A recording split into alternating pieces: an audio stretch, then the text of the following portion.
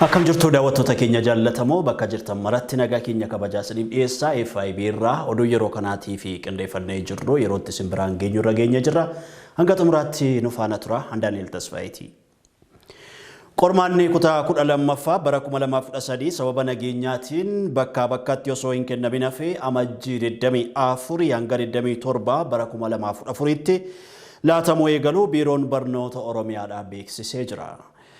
Godinaalee Qellem Wallagga Lixaa, Wallagga Bahaa fi Shawaa Lixaa keessatti manneen barnootaa 55 aanaalee 17 keessatti sababa nageenyaatiin barattoonni qormaata fudhachuuf rakkoo keessa turan jedhamee jira.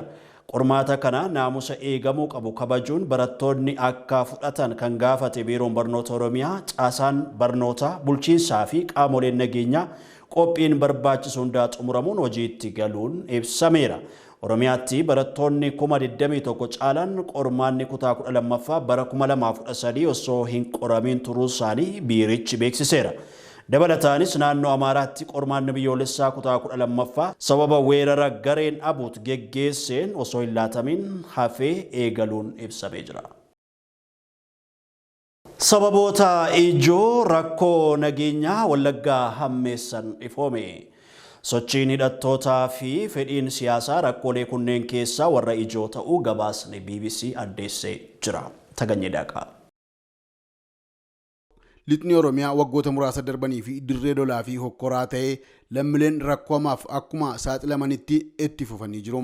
Rakkoo akka lola kaaba biyyattiitti xiyyeeffannoo miidiyaa addunyaan arganne kuni taatee kana dura arganii hin beekneen uummatni lixa Oromiyaa yeroo ammaa kanallee keessummeessaa jiru.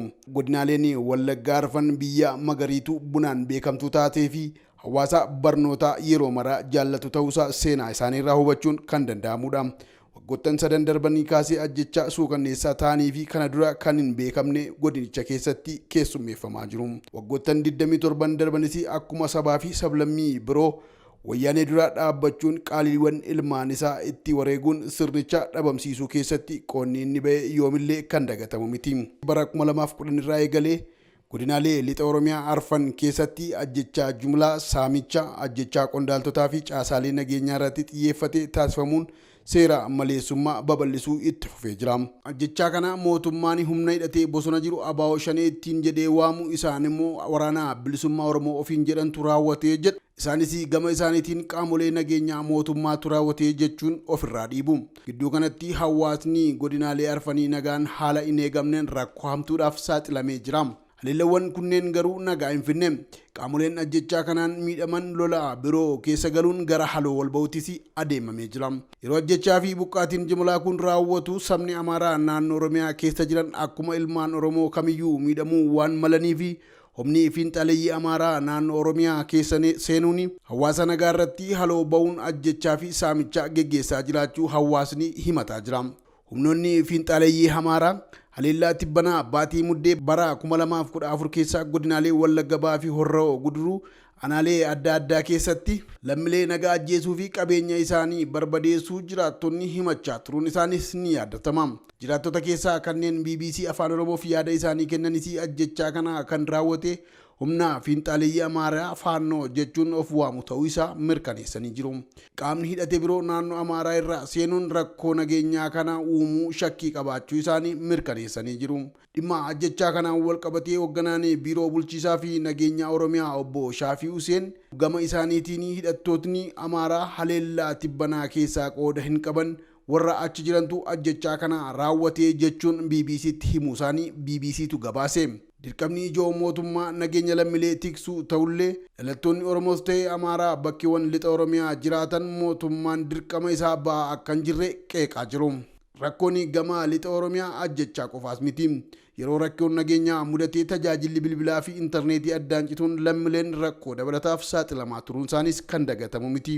Walitti bu'iinsa 200 ol akka guutuu biyyaatti mudatan jedhee mootummaan ibse keessaa kana dura siyaasa Itoophiyaa olaantummaan kan to'atee ture humni TPLF harka keessaa qabaa jechuun mootummaan himatee turuun isaas ni yaadatama. humnoota siyaasaa gidduu wal hubannoon dhibuurraan kan ka'e uummatni lixa Oromiyaa yeroo ammaa kanallee rakkoo hawaasummaa adda addaaf saaxilamee kan jiru ta'uusaa himaa jira. Haa ta'u malee rakkoon hawaasaa lixa Oromiyaa ajandaalee miidiyaa addunyaa ta'ee hin jiru. Akkuma ogeeyyiin siyaasaa jedhanii maddi nageenyaa ijoo siyaasadha. Rakkoon gama lixa biyyattii jirus ta'e akka waliigalaatti jiru furuu fi mariin biyyoolessaa ni adeemsifama jedhamee ijoo furmaataa kanaaf ta'u malasi jedhamee eegamee jira jechuun BBC Afaan Oromootu gabaase. Godina Shawaa Lixaa Daannootti adeemsa milishaa Amaaraa fi humnootii faannootiin lubbuun namoota 8 darbuun manneen jiraattotaa gubachuu aangawoonni mootummaa fi jiraattonni FIB'tti himatanii jiru. Lalisaa Alamuu gara sanatti bilbiluudhaan waan qindeessee qaba. Oromiyaa bakkeewwan garaa garaatti ajjeechaa suukkanneessaa fi gochaan gara jabeenyaa hamaan humnootii finxaaleessitoota Amaaraa faannoo jedhamanii fi milishaa Amaaraan raawwatamaa jiraachuu taateewwan golee Oromiyaa hedduu keessatti raawwatamaa jiran irraa hubachuun ni danda'ama. Godina Shawaa Lixaa aanaa daannootti humnootiin milishaa Amaaraa daangaa ce'anii manneen lammiilee Oromoo gubaa jiraachuu fi midhaan illee bakkeetti ibiddaan gubaa akka jiran jiraattonni FIB'n dubbisee nuuf himanii jiru. Akka jiraattonni dubbisne nuuf mirkaneessanitti humnootiin kunneen gara jabeenya guddaan lubbuu namaatti abidda qabsiisuun mana namaa fi midhaan illee gubaa jiraachuu isaanii FIB'tti himaniiru. Sagaleen jiraattota dubbisnes akka kanatti qindaa'eera. Akkam jirtu nagaa keessanii? Jiraataa aanaa daannooti miti godina Shawaa Lixaa? Mee naannoo keessanitti haalli qabatamaan amma jiru maaltu deemaa jira? Mee gabaabsi haala achi jiru nutti himi. Haalli aanaa kana keessatti guyyoota lamaan darban guyyoota kale kallisaa fi kanatti hanga hidhatti mana gubaa turte Amaarri. Uummata afaan Amaariffaa kan dubbatu afaan Oromollee kan dubbatan jiru meeshaa akka biree hanga filaashii dubbatamaa kan baatu jira. Kan kabullee jira kan hidhannoo galleellee jira wal makanii jiru. Mee qabeenyi barbadaa'e hagami manni gubate hagam ta'a lakkoofsaan midhaan gubate faa'u hagam ta'a tilmaama? Midhaan gubate ammaaf ani agarree kan agarree abidda hanga rachuu danda'u tilmaamni isaa hedduudha qabeenyi horiin illee kan. Baay'ee manni gubate hoo? Manni gubate mana 50 olii ta'a tilmaamaan. Tilmaamaan jechuudha. Saawwan jamanii saafari miti. Jiraataa godina Shawaa Lixaa aanaa daannooti? Aanaa daannoo godina Shawaa Lixaa. Waan godina keessan yookaan aanaa keessan keessatti ta'aa jiru isinirraa adda baafachuu jennee isinii bilbille Lalisaa Alamuun jedhama. FIB TV irraan isinii bilbilaa. Naannoo keenyatti wanti ta'aa jiru gocha hoggisaadha. Gocha lama jiru tokko irratti raawwachuu hin qabnedha. Humnoonni kun humna mootummaatiin fi humna naannoo Amaaraa asuma buqqa'anii deemanii mooraa leenjii fudhatanii deebi'anii uummata nagaa hidhannoodhaan itti namanii uummata nagaa fixaa jiru. Eessarraa deemanii eessatti immoo hidhatanii dhufan? Asuma deemanii naannooma kanarraa deemanii as deebi'anii. Eenyutu immoo hidhachiisa? Kan hidhachiisee mootummaa matu asii deeggarsa gojjaaru mootummaa Amaaraa. Mootummaa kamtu hidhachiise? Mootummaa isa kamtu hidhachiise? Mootummaa hidhachiise asii lasaasa kan kennuuf isaanii kaan qawwee ofii isaanii bitanii kaan immoo garuma naannoo Amaaraarraa kan ergamanii dhufan illee jiru. Leejiidhaa ba'anii waraanuma naannoo Amaaraarraa leejii fudhatanii hidhannoodhaan kan seenan. Mootummaa naannoo Amaaraatu hidhachiise jettu? Kaan asuma qabeenya isaanii gurguranii warri bitanii horii Oromoo gurguranii meeshaa gashachaa turani.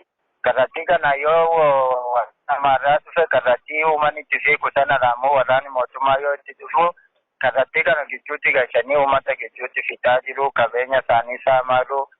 Uummanni amma horii hin qabu lafa qonnaa lafa horiin ijeettulee akka horiin hin eennelee raafisanii abiddaan gubanii horii humti bakka itti ba'ee dhaabbatu hin jiru.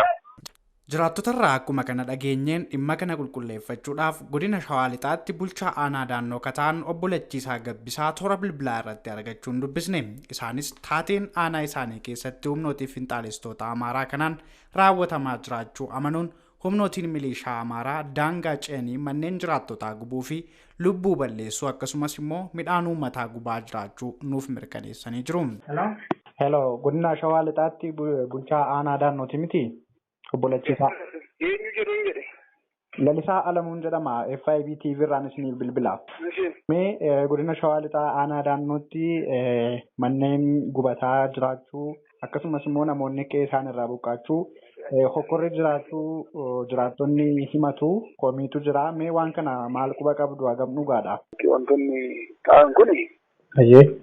guyyaa kaleessaadha taatee ta'e kuni wanni beekamu guyyaa kaleessaa sana milishoonni maqaa opereeshinii jedhu milishoonni sabaan amaaraa ta'an beekamtii keenya ala ba'anii turan. Amma akkuma beekamu aanaan keenya shaneen aanaa keenya keessa waggaa tokko sanaa ol lakkoofsitee jirti ergaa gara aanaa keenyaatti littee. Ayyee. Rakkoon nageenyaa kun beekamaadha jechuudha akkuma godinaattis akka naannootti. Sanaan wal qabatee guyyaa kaleessaa sana maqaa opereeshinii jedhamu sanaan milishoonni kun socho'anii gara shanee kana barbaachetti shanee sanas egaa gaafa wal arganii dhukaasni banamu sana gidduutti namoonni nagaan du'aniiru wanni jedhu odeeffannoon tokko tokko dhufee naannoo sanatti nutis humna ergine yeroo sanatti. Humnootiin milishaa amaaraa kun akkamiin eeyyama keessan malee naannoo isin bulchitan keessa seenanii mannis gubatee qabeenyi gubachuudha kan heerame sun akkamiin ilaalama gama bulchiinsaatiin? Nullee dhimma kun sirriidha jenneen fudhanne. Ammas taanaan guyyaa kaleessaa irraa kaasee humni naannoo sana jiru humni waraanaan iddoo sana qabnu waan kana tasgabbeessuu keessatti gahee guddaa taphatee jira. Ammas immoo sana irratti qofan dhiisnee koree tokkollee dhaabnee guyyaa irraa kana gara sanatti bobbaasnee jirra jechuudha. Humnallee daballee fi namni rakkoo qabu kamiyyuu taanaan saba kamaatu saba kam waan kana kaayyoo barbaadameef sanaaf hin oolle taanaan namni kamiyyuu seeraa gadi waan ta'eedhaaf namoonni kun adda ba'anii seeratti akka dhiyaatan koree tokko dhaabnee yeroo ammaa kana koreen sun qulqulleessaa kan jiru ta'uu isaati jechuudha. Meegaa humnootiin kun qabeenya baay'ee barbadeessu mannaa waliin kan gubate illee jira midhaan uummataa kan gubate illee jira jedhu saniif hoo namoonni qe'een isaanii barbadaa'ee qabeenyi isaanii bade kun haala kamiin dandamachiisuun danda'ama gama keessaniitiin? Akkuma mootummaatti waan kanaaf ammumarraa kaasnee sochii tokko tokko eegallee jirra. Kana namoota kana deebisnee dhaabuudhaaf nuti akka mootummaatti koreen amma dhaabbate kun kanaanis gahaa osoo hin taane ammallee koreen dabalataa dhaabbatee waan kana namoota kana dandamachiisuudhaaf yeroo ammaa kana hojii kana eegalle ta'uu isaati jechuudha naannoo kanaan kan wal qabata.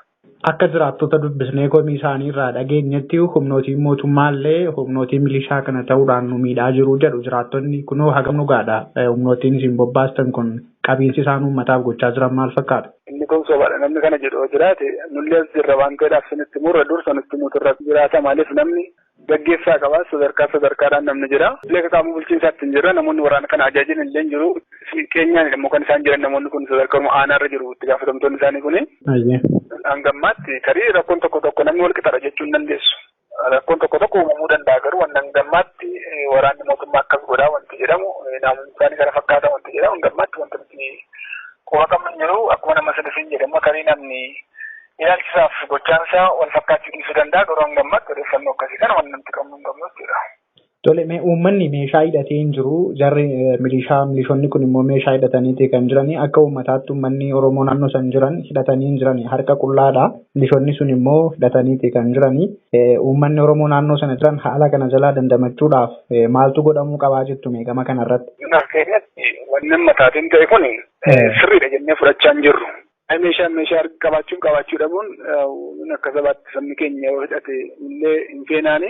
Garuu wanti beekamu naannoo kanatti ammas nuti akka keenyatti hojiin hojjennu fuula duratti kan akka deemnu ta'a jechuudha. Kanaan kan wal qabatu. Humnootiin kun maal barbaadu? Kaayyoon isaanii inni guddaan maali jettu mee kana? Amma kana duratti illee kaayyoon isaanii ifa ta'uu yoo baate iyyuu ammatti garuu dalaggeen tokko jiru. Kanaan maqaa sabummaa kanaan deemanii nama nagaa iddootti isaanii miidhaa jirantu jira waan ta'eedhaaf isa kana fuula duratti qulqulleessine kanadha kaayyoon isaanii jechuu dandeenya jechuudha. Isa kan goonu ta'a jechuudha ammarraa kaasne. Walumaa galatti haga ammaatti manneen gubatan 5 qofa ta'uu bulchaa naannichaa obbo Lachiisaa Yoonuuf mirkaneessan jiraattonni FIB'n dubbise garuu manneen gubatan tilmaamaan 50 haga 100 ta'uu hin oolanii jechuun dubbatu. Gama isaaniin obbo Lachiisaan haga ammaatti lakkoofsi namoota du'anii namoota 8 ta'uu nuuf mirkaneessuun lakkoofsi kun gara fuulduraatti illee dabaluu mala yookiin immoo asumarratti dhaabbachuu akka malullee nuuf ibsaniitii jiru. Miidiyaaleen bilisummaan akka socho'aniif mootummaan xiyyeeffannoon hojjechaa jiraachuu abbaan taayitaa miidiyaalee biyyattii beeksise. Abbaan taayitaa yaa'ii walii galaasaa magaalaa Finfinnee hoteela Interkontinentaaliitti geggeessee jira. Daarekteerri olaanaan abbaa taayitaa miidiyaalee Itoophiyaa obbo Muhammad Idris haasaa waltajjichaan taasisaniin miidiyaaleen bilisummaan akka socho'anii fi mootummaan xiyyeeffannoon hojjechaa jiraachuu ibsaniiru. Tamsa'ina odeeffannoowwan sobaa dhabamsiisuuf miidiyaaleen gahee isaanii akka ba'atan yaadachiisaniiru. Ogeeyyiin miidiyaa ogummaa isaanii duubatti dhiisuun nama siyaasaa fi rogeeyyii miidiyaa ta'uun yeroo socho'an kan mul'atu ta'uu fi faayidaa kan qabu ogummaa isaaniin ijaaf gurra uummataa ta'uun tajaajiluu akka ta'e addeessaniiru. Itoophiyaatti bakka bu'aan imbaasii Faransaay Claude Belavin gama isaaniin biyyi isaanii guddina miidiyaa fi Itoophiyaa waliin kan hojjettu ta'uu waltajjichaan ibsaniiru. Manni maree miidiyaalee Itoophiyaa dhaabbilee miidiyaa 46 miseensummaan kan haammate yoo ta'u gaaffii miidiyaalee haaraa 16 fudhachuudhaan raggaasiseera. Hongee aanaalee gammoojjii godina Baaleetti mudate xiyyeeffannoo qaamolee garaagaraa akka barbaadu waajjirri hooggansaa sodaa balaa fi kaafamtoota misooma godinichaa beeksisee jira. Akka ragaan waajjira hooggansaa sodaa balaa aanaa Haraannaa Bulluq irraa arganne mul'isutti aanichatti maatii 56,000 olii fi loon 100,000 ta'u hongeef saaxilameera. Aanaalee gammoojjii godina Baalee kan jiraatan namooti 400,000 fi beeyladoonni baay'een nyaata bishaan akka barbaadan itti gaafataman waajjira hooggansa sodaa balaaf kaafamtoota misoomaa obbo Wandimmaageny Kabbadaa himaniiru. Deeggarsa kanaan dura mootummaan naannoo Oromiyaa dhaabbileen arjoomtootaa fi qaamoleen gara biroo taasisan dhaqqabsiifneerra kan jedhan obbo Wandimmaageny haalli jiru ammas deeggarsa baay'ee akka barbaachisu eeranii jiru. Daa'imman ilaalcha duudhaa sirna gadaa Oromoo qabatanii akka guddatan taasisuuf xiyyeeffannoon kennamaa jiru gadi aanaa ta'u Yuunivarsiitii Finfinneetti qorataa fi barsiisaan fookularii kan ta'an Dr. Filee Jallataa himanii jiru. Beenyaa Shiramu. Duudhaa sirna gadaa Oromoo keessatti gahee daa'imman qaban hubatanii kunuunsuun guddisuun iddoo olaanaa qabaachuu Yuunivarsiitii Finfinneetti qorataa fi barsiisaa fookiloorii kan ta'an Dr. Filee Jallataa himan. Daa'imti falaasama Oromoo keessatti yookaan beekumsa Oromoo keessatti xiyyeeffannoo guddaa kamiyyuu caalaa kunuunsa guddaa kan kennamu, xiyyeeffannoo guddaa kan kennamu, barsiisuu guddaan kan kennamu, nyaachisuutii kaasanii, obaasuudhaa kaasanii, uffachiisuudha kaasanii, kunuunsuudha kaasanii safuu fi safeeffannaa uummata kana keessatti akka guddataniif haqaa fi dhugaa irratti hundaa'anii akka guddataniif xiyyeeffannoo guddaan daa'imaaf hawaasuma kamiyyuu caalaa jechuun ni danda'a. Falaasama Oromoo keessatti keessumaa sirna gadaa wajjin wal qabatee xiyyeeffannoo guddaan haadha itti aanee kan kennamu daa'immaniif daa'imman gahee olaanaas qabu. Keessumaa daa'imman gajjallaadha kaastee kunuunsanii guddisuudhaaf dhimma siyaasaa irratti, dhimma eenyummaa irratti, dhimma safuu irratti, dhimma haadhaaf abbaa kabajuu safuu mana keessaa irratti gahee olaanaa qabu. Yoo achi guddatanii sadarkaa gadoomaa olaanaatti dhufu. Haa ta'uutii garuu jedhu Dr. Fileen gama kanaan yeroo ammaa daa'immaniif xiyyeeffannoon kennamee jiru baay'ee gadaanaa ta'us kaasu. Daa'imman har'a yeroo ammaa kana yeroo ilaallu wantoonni falaasama Oromootiin ala kan ta'anii almost baay'eensaa ta'ee kallattiirra kaasee jechuu dandeenya. Amma gadaa yoo fudhannee ilaallu gadaa fi daa'imman jennee yeroo ilaallu gadaaf haawwan yookaan haadha jennee yoo kaafnu baay'eensaa dhukkubsateera jechuu dandeenya. Kuni kallattii addaatiin rakkoolee keessas ta'uu danda'a, rakkoolee alaas ta'uu danda'a. Keessumaa immoo uummatumti keenya daa'immansaa akkatti falaasama Oromootti akka safuuf safeeffannaatti guddisaa jira jennee yoo kaafne hin jiru. Baay'ee dhukkubsateera kanarra kaateera. Kunis immoo sababii dhiibbaa ammayyummaa fi maatiiwwan biratti illee hanqinni hubannoo jiraachuu qorannoon kana keeku akka ta'es dubbatu. Tokko rakkooleen ammayyummaa jira. Rakkooleen ammayyummaa yeroo jennu maal jechuudha? Waa'eedhuma gadaa kan namoonni baay'een yeroo of wallaalan yoo eenyummaa isaanii yeroo dagatanii falaasama gadaa, falaasama Oromoo kana akka waan boodatti hafaatti ilaalu. Inumaayyuu isan baranne otoo hin taane innumti barate gonkumaa mataasaa innumti gadaa irratti hojjete maastersii PhD hojjete mataansaa daa'immansaa vaaluu gadaa sonoota gadaa daa'imman ittiin kunuunsan jira. Kan haadha hunda caalaa falaasama Oromoo keessatti beekumsa Oromoo keessatti dubartootaa fi daa'immaniif xiyyeeffannoo guddaa kenna gadaan. Isa sanaatii kaasee hojiirra oolchaa jira, hojiirra oolchaa hin jiru. Kuni rakkoo guddaadha. Aadaan tokko maaliin badaa? UNESCOOnis kanneen kaasanii World Bank yeroo kaasanii aadaan kun maaliin baduu tokko ammayyummaadha. Lammata namni yeroo uf wallaalu, abbaan aadaa sana yeroo uf wallaalu, yeroo uf dagatu. Sadaffaa immoo teknooloojiin ammayyaa kuni wantoota baay'ee aadaa Oromoo, falaasama Oromoo moobaayilii irratti ilaaluu irra wantoota adda addaa biyya alaatii dhufan wantoota biyya alaatii ce'anii dhufan isaaniin ilaaluutu ijoolleetti tola. Kana maatiin karaa irratti qabsiisuu irratti maatii qofa miti. Barsiistonni mana barumsaa keessa jiran sirni barnootaa mana barumsaa keessa jiran kanaaf hin affeeru. Kuni rakkoolee keessaaf rakkoolee alaatiin sirni gadaa ijoollee daa'imman guddisuu akka Booranaa fi Gujii keessatti waa xiqqoo xiqqoon calaqqeen adda addaa jirti malee calaqqeen muraasni jirti malee bakka baaraatti amma waraqatuma jira malee gadaan waan hin daa'immaniif waan haawwanii baay'ee laafaa dhufeera. Akkaataa duudhaa sirna gadaa fi falaasama Oromootti daa'imman of ta'anii safuu biyyaa fi maatii eeganii akka guddataniif qaamolee dhimmamtootaa fi abbootii gadaa birattillee hanqinni hubannoo duudhaa sirna gadaa jiraachuu taajjabbii qabaachuus siman. Falaasamni Oromoonni gadaa fi daa'imman jedhu baay'insa karaarra kan kaate kan dagatame jechuu danda'a. Inni kaan anumta abbaa gadaadha. Tuummanni san fidiin yookaan ulaagaa sana keessa hin darbiin. Inni kaan immoo qaama biraat qaama mootummaatiin ramadama abbaan gadaa. Ulaagaa sana even waa'ima gadaayyuu hin beeku sona gadaa keessa hin darbani. Abbootiin gadaa maqaadhaaf jiru malee naannoo keessumaa macca tuulama keessatti fudhannee kaasuu dandeenya. Except Booranaaf Gujii irraan kan hafe abbaan gadaa ulaagaa sanaatiin deemaa jennee yookaan abbaan gadaa ulaagaa sanaan deemaa hin jiru. Daa'immanillee aadaa eenyummaa isaanii barachuuf maatii isaanii gaafachuu akka qabanis hubachiisaniiru. Daa'imman haadha isaanii abbaa isaanii kabajuu qabu. Kan haati isaanii abbaan isaanii jedhan karaa daandii qajeeltoo irra jiran dhaggeeffachuu qabu. Irraa fudhachuu qabu. Daa'imman waa'ee mammaaksaas waa'ee hibboos ta'e maatii isaanii isa mana barumsaatti fudhatanii haadha isaanii gaafatanii abbaa isaanii gaafatanii sana cimsachuu qabu. Kitaabileen daa'imman irratti barreeffaman baay'ee jiraachuu baatan darbanii jiru. Isaaniin dubbisuu kanneen faayidaa daa'immaniif gahee daa'immanii haadha isaaniif abbaa isaanii itti siiqanii foolii haadhaaf abbaatiin guddachuu haadhaaf abbaaf kabajuu hangafa isaaniif kabajuudhaan eenyummaa isaanii baranii uf ta'anii booruu lammii uf ta'e ta'uudhaaf abdii waan qabaniif daa'imman maatii irraa fagaatanii jiraachuu hin qabani. Mammaatiin han abbaan jedhan hangafti jedhan kabajuu qabu kan barsiistonni jedhan kabajuu qabu kanneen isaaniin galleerre maatii isaanii deebanii gaafatanii abdii booruu akka ta'an konfidensiidhaan baranii itti deemuu qabu jedhee yaada. Daa'imman falaasamaa fi duudhaa sirna gadaa Oromoo eeganii akka guddataniifis maatii fi qaamolee dhimmi ilaallaturraa gahee guddaan akka eegamus hubachiisaniiru.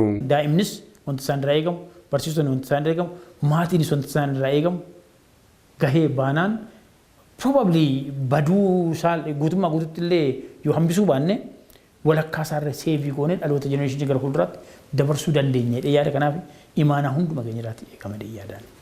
Dhaabbata mootummoota gamtoomanitti gareen gargaarsa dhala namaaf falmu kan ta'e Oochaan naannoo Tigraay keessatti gargaarsi raabsu dhumaa waan jiruuf hojii deeggarsaa Tigraay keessatti geggeessu dhaabuu akka malu beeksisee jira. Girmaa Guddisaa dabalata qaba. Thousands of Ethiopians left their homes with very little on their backs to flee to Sudan.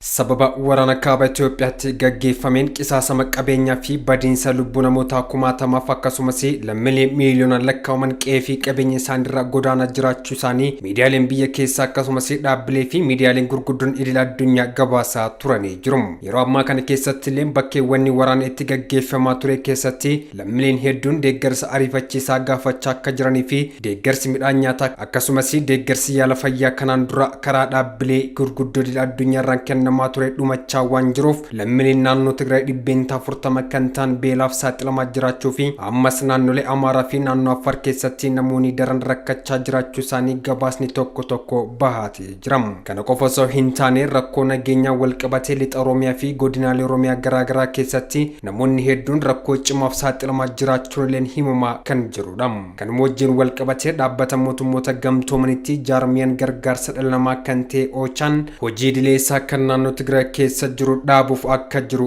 beeksisee jira. Deeggarsi dhala namaaf taasifamu naannoo Tigraay keessa jiruun harkaa waan dhumee jiruuf hojii Tigraay keessa jiru dhaabuuf dirqameera jechuun dhaabbata mootummoota gamtoomanitti jaarmiyaan gargaarsa dhala namaa kan ta'e Oochaan beeksisee jira.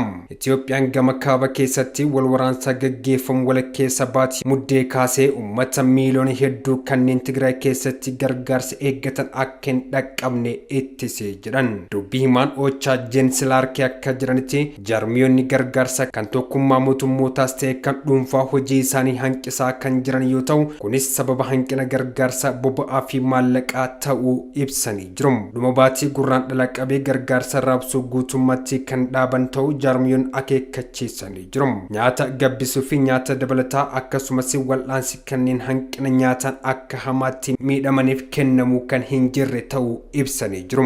Sagantaan nyaata addunyaa akka jedhutti daa'imman Tigraay keessa kanneen umriin isaanii waggaa 5 gadi ta'e harki 13 akkasumas dubartoota ulfa kanneen harma hoosisan harki walakkaan hanqina nyaataan rakkataa kan jiran yoo ta'u haala infekshinii fi du'aaf saaxilamuu danda'u keessa jiraachuun illee himameeti jira. Kuusaan boba'aa qaban ammajjii 24 dhumuu isaa jaarmiyoonni gargaarsa kan sadarkaa addunyaa himaniiti jiru kan jedhan dubbii himaan Oochaa Laarkee lafa danda'ametti lafoo deemuun gargaarsa hafee raabsaa jiraachuu himaniiti jiru. Guyyoota dhiyeenya kana keessatti gama balalliitiin gargaarsa geessuun kan itti fufee ta'us gargaarsa iddoo sanaaf barbaachisu mara xiyyaaraan geessuun hin danda'amu jedhanii jiru.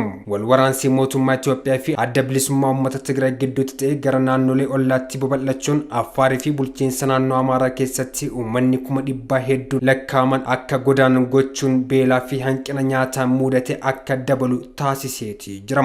Laarkeen akka jiranitti akka Tigraay keessa otoo hin taane jaarmiyoonni gargaarsa Affaarii fi naannoo Amaaraa seenuun gargaarsa kennamuu dabaluu danda'a jechuun himaniiti jiru.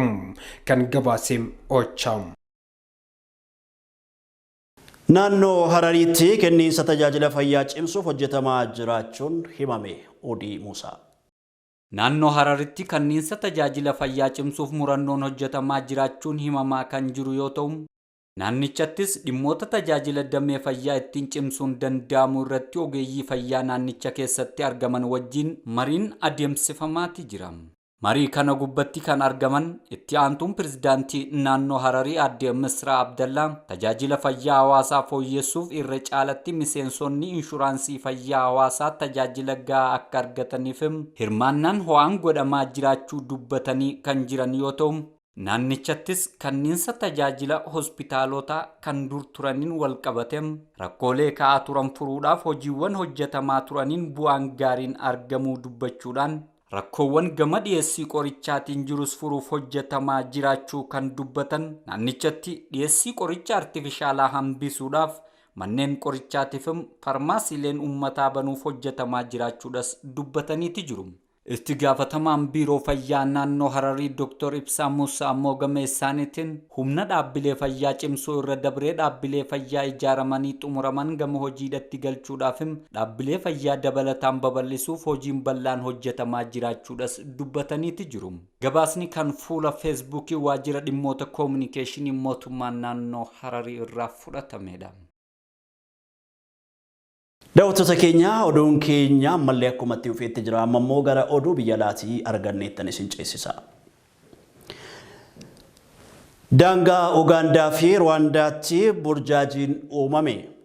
Erga bara 2019 cufamee ture torban darbe banamee kan ture daangaan kun wixata kaleessaa as irra deebiidhaan burjaajii uumuun isaa gabaafamee jira. Borumashii gabaasa Afrikaa News akka taanutti qindeesseera. Confusion reigned on Monday at the border between Uganda and Rwanda after last week's reopening announcement. The border between the two countries has been closed since February 2019. Biyyoonni jiddugala Afrikaa Ugaandaa fi Rwaandaan haga karra walta cufatanii ganna sadi caalanii jiru. Haa ta'uyyuu malee yennatti daangaa isaanii cufuu fi banuun biyyoonni lamaan waan ifa hin taane tolchuun burjaajii uumaati jiru. Torbaan darrite tanalle ifatti irra deebiin daangaan biyyoota lamaanii banamee kan ture yoo ta'u ammallee irra deebiin wixata kaleessaa dhimmichi burjaajii uumuu danda'ee jira. Daangaa gatuunaa irratti Ugaandaan sababoota garagaraatiin danqaan saatiiwwan lakkoofsiise jiraachuu kan himtu yoo ta'u Rwaandaan ammoo karaa qaxxaamuruu dadhabuu isaaniitti mufii akka qabdu gungumtee jirti. Dhimmichi ammallee irra deebiin burjaajii uumaa jiraatullee daangaawwan muraasni ammas irra deebiin banamaa jiraatuttuu himamaa jira. Konkolaachisaan yeroo daangaa qaxxaamuru gabaasa oduu Afrikaan Niwsii fi yaada kenne kan lammii Keeniyaa Qaasim jedhamu ammoo homaa burjaajiin akka hin jirre dubbata. Everything is great. We thank the Lord that the border is reopened. It is really good that it has reopened, and we are happy about that. Qaasim akka jedhutti akka gaarii jirra jedha. Ammas waan gaariitu jira. Rabbi nu gargaaree daangaan irra deebiin nuuf banamee jira jechuun dubbata. Daangaawwan biyyoota lamaanii irratti danqaan uumamuu hordofee bara faranjoota 2019 asi Ruwaandaa fi Ugaandaan beesee jadduu dhabuttuu himamaa ture. Jiraattonni illee ammoo kanuma mirkaneessu. Aangawoonni Ugaandaa biyyoonni lamaanuu ammaan achi pirootokoolii ittisa COVID-19 irratti xiyyeeffachuun geejjibootaa fi carraa duraa kennuun murteessaa akka ta'e dubbatti. Danqaawwan uumamaa jiruu fi akkasumallee ammoo kan burjaajii hordofsiisaa jiru irratti Ruwaandaan komii kan dhiyeessitu yoo ta'u, Ugaandaan ammoo haga ammaatti rakkoon qabatamaan kana jedhamee ibsamu akka hin jirre akeekti. Gabaasa oduun African News wobeeffanne. Ugandan authorities informed that priority was being given to trucks and that both countries were working on COVID protocols to be implemented. Ho'i addunyaa dabaluun biyyoota buna oomishan geddaruu mala biyyooti addunyaa buna, avokaadoo fi sanyii laawuzii biqilchuuf mijatoo ta'an sababa ho'a addunyaan jijjiiramuu malu jedha qorannoon haaraan ba'e. Daraartuu Garbaa. Ho'i addunyaa dabaluun biyyoota buna oomishan geeddaruu mala biyyooti addunyaa buna avokaadoo fi sanyii loozii biqilchuuf mijatoo ta'an sababa ho'a addunyaan jijjiiramuu maluu jedha qorannoon haaraa. Biyyooti baay'inaan buna biqilchan kanneen akka Biraaziil, Indooneeziyaa fi Koolombiyaa bara 2050 harka 50 lafti mijataa isaanii oomisha kanaaf ta'u ni hir'isa. Iddoowwan avokaadoo fi sanyii loozii biqilchan ni dabalu garuu iddoo amma oomishaaleen kun irra dhufan hin taane. Fedhiin namoonni avokaadoo soorachuuf qaban biyyoonni avokaadoo oomishan akka baay'inaan gara alaa ergan taasiseera. Qorattoonni akka jedhanitti qonnaan bultoota jijjiirama kana akka madaqsan gargaaruun barbaachisaadha. Bunni oomishoota akka addunyaatti barbaachisan keessaati. Kunis iddoo baay'eetti dhugaatii filatamaa gatii ta'eef qofa osoo hin taane jireenyi qonnaan bultootaa baay'ee waan irratti hundaa'uu fi biyyooti sooreyyii waggoota kurnan dhiyoo keessatti avokaadoo fi sanyii loozii jedhamu fedhiin isaanii dabalaa dhufeera. Jijjiiramni haala qilleensa oomisha bunaa irratti dhiibbaa akka qabaatu ragaan jiraatus ho'i addunyaa dabaluun kun akkamiin avokaadoo irratti dhiibbaa akka geessisu odeeffannoo muraasatu jira. Qorattoonni kunneen ho'i addunyaa dabalaa jiraachuun akkamiin oomishoota kunneen waggoota 30 dhufan keessatti akka miidhuu danda'u qorataniiru. Qorattoonni kunneen yeroo jalqabaaf odeeffannoo waa'ee lafaa fi biyyoollee qorannoo isaanii keessatti dabalaniiru. Ho'a addunyaaf sadarkaa olaanaa kan saaxilamu bunadha. Keessumaa immoo biyyoota buna isa arabikaa jedhamu oomishan keessatti gosa bunaa baay'ee qabaachuu fi biqilchuuf mijatoo ta'uun naannolee kana bara 2050tti haala olaanaa ta'een hir'isa. Biyya bunaaf mijattuu jedhamtu Biraaziil keessatti lafti oomisha kanaaf mijatu 76% hir'isa. Koolombiyaatti ammoo 63% dha. Biyyooti kanneen akka Arjentiinaa, Afrikaa Kibbaa, Chaayinaa fi Niwuziilaand irraa mijatoo ta'aa dhufu. Haa ta'u malee iddoowwan kun biyyoota oomisha kanaan beekaman haala salphaa ta'een bakka bu'u jechuu miti. Ergaan inni guddaa biyyoota amma oomisha kunneeniin beekamaniif dabarsinu haala qonnaa isaanii jijjiirama jiru waliin akka madaqsan jechuudha jedhu barreessaan muummee qoronichaa Roomaan Giraatar Yuunivarsiitii Appilaayid Saayinsii Zuurik irraa. Oomisha kaasheew jedhamu iddoowwan mijatoo ta'an harka 17 ni dabalu. Daawwattoota keenya jaallatamoo FIB irraa oduu yeroo kanaatiif qindeeffannee xumurree jirra. Nu waliin turuu keessaniif ulfaadha. Odeeffannoo wayitaawaa idil addunyaa akkasumas immoo kan biyya keessaa argachuu yoo barbaaddan 75-76 irratti okay jedhaa nu barreessa. Akkasumas immoo yaada FIB'f kennu kan barbaaddan 74-44 irratti yaada keessan nu qaqqabsiisuu dandeessu. Andaniil Tasfaayitii qophiilee afaan waliin yeroo gaarii.